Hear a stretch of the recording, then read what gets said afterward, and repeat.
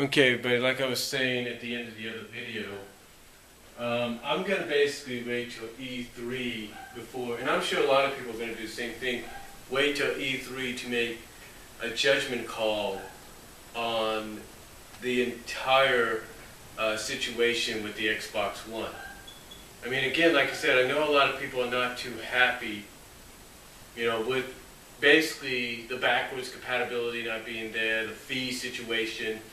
But to me, I think everything else is okay. We just gotta wait and see what happens. I mean, I know some people, criticize the fact that, it's behind on the it's using something that's already in Windows 8 and stuff like that, and it should be in that, what's in the current thing like Windows 8 should be in the system, in the game system itself.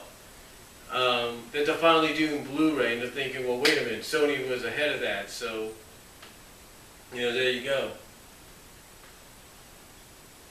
Basically, like I said, I'm just going to wait until we get real, full details of what games to expect and exactly what's in store for us in the next, what we basically got to look forward to in the coming months going into the holiday season.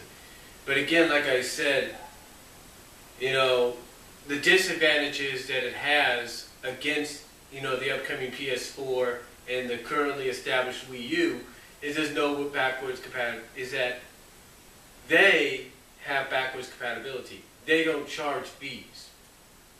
And like Angry Joe mentioned in his rant video, basically you're looking essentially at Xbox basically, a lot, because basically a lot of people look at the PS4 and they look at the Wii U as the last last attempts, the last shots that Sony and Nintendo have to really reestablish themselves.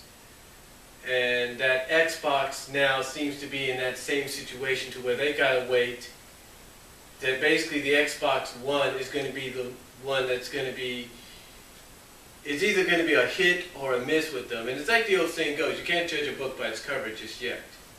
I mean, yeah, it is bulky and everything, but I think probably around E3 we're going to get more information.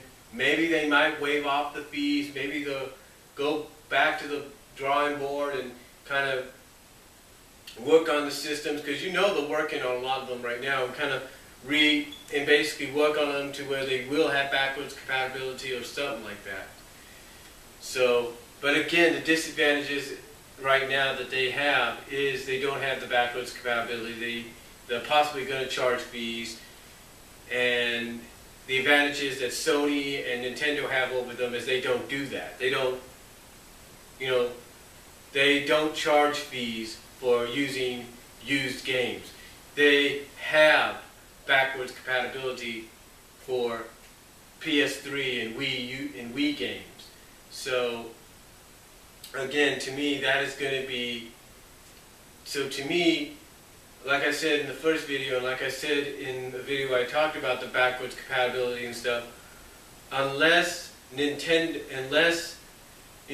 lot of the new 360 games come out, unless the new 360 games, when they're released on the release day, unless they're released not only physically in stores, but also be available for download on the new Xbox Live Marketplace, the game marketplace, only then do I think that would be the saving grace.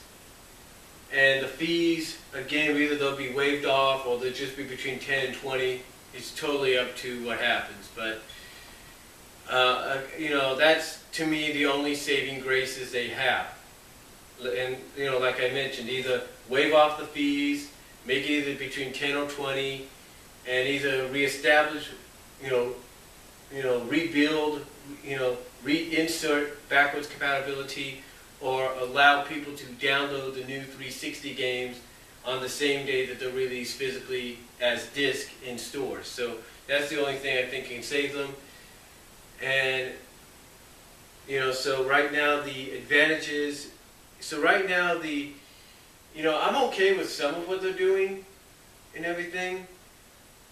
You know, I understand they're trying to give everybody the best of everything that there is to offer. But right now, I'm going to wait to call judgment. I'm going to wait for judgment on it. The only things I can say that I'm disappointed in, and I'm with everybody on this, is the possible fee situation, which could, unless, like I say, it's between 10 or 20, could end up possibly being basically the price of the game as you pay for it, as well as the fact that there's no backwards compatibility, which I feel if they don't find a way to work around that and fix those situations, it's going to come back and bite them in the ass. So, but those are just my thoughts. Sorry this was in two parts. The battery died as I was doing the first part. And let me know what you guys think down below. Do you agree with what I said on both videos? And that's all I'm going to say about it right now. Check out Angry Joe's video and Alpha Omega Sin's video on a lot more. And I will talk to you all later. God bless. Take care.